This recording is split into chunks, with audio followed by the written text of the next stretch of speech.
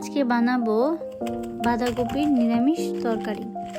তার জন্য একটা অর্ধেক বাঁধাকপিকে কেটে নিব।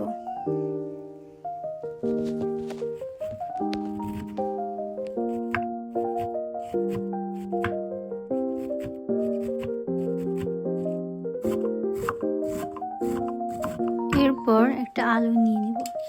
আলুটাকে সুন্দর করে ছিলে নেব। আলুটা ছেলা হয়ে গেলে এটাকে সুন্দর করে টুকরো টুকরো করে কাটব।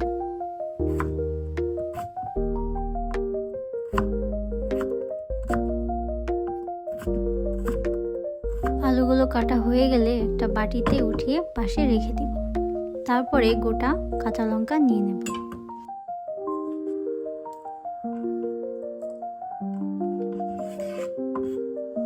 কাঁচা লঙ্কাগুলো কেটে রেখে দিব। এবার একটা হাঁড়িতে কিছু জল নিয়ে নেব।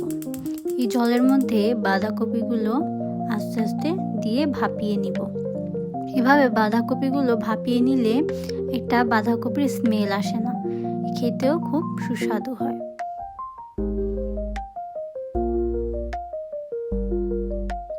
বাঁধাকপিগুলো দেওয়া হয়ে গেলে এবার এটাকে ঢেকে দেব।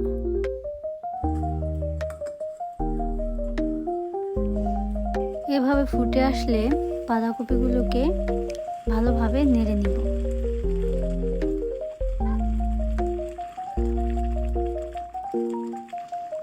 এভাবে মজে গেলে বুঝতে হবে বাঁধাকপিগুলো হয়ে গেছে। এবার এটাকে নামিয়ে নেব। এবার একটা প্যান বসিয়ে এটাকে গরম হতে দেব। গরম হয়ে গেলে এর মধ্যে পরিমাণ মতো তেল দিয়ে দেব। তেল দেওয়া হয়ে গেলে এর মধ্যে দিব কিছু জিরে, কালো জিরে, একটা তেজপাতা, 2 টুকরো দারচিনি। এবার এর মধ্যে আলুগুলো ভেজে নেব।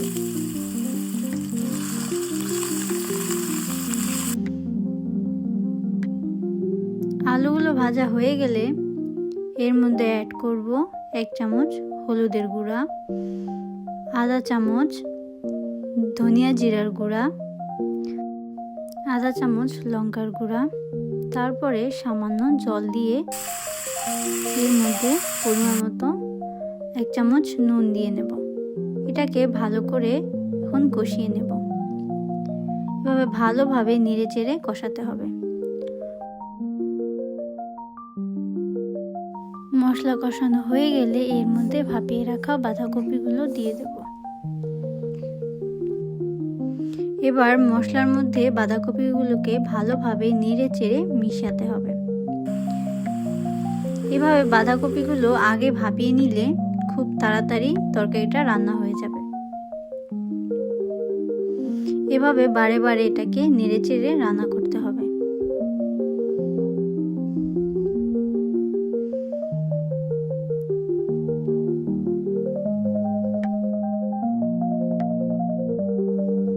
তরকারিটা রান্না হয়ে আসলে এর মধ্যে স্বাদ মতো চিনি দিয়ে দেব। চিনি দিয়ে এবার এটাকে ভালো করে নাড়তে হবে। তরকারিকে বারে বারে একটু নাড়তে হবে যাতে নিচে লেগে না যায়। এবার এর মধ্যে আধা চামচ গরম মশলা অ্যাড করব। গরম মশলা দিয়ে বাঁধাকপিকে ভালো করে নাড়তে হবে। খেয়াল রাখবে নিচে যেন লেগে না যায়। তারপর নামানোর আগে ধনেপাতা কুচি দিয়ে আবার একটু নেড়ে দিব। এবার হয়ে গেছে। ব্যাস তৈরি আমাদের নিরামিষ বাঁধাকপির তরকারি।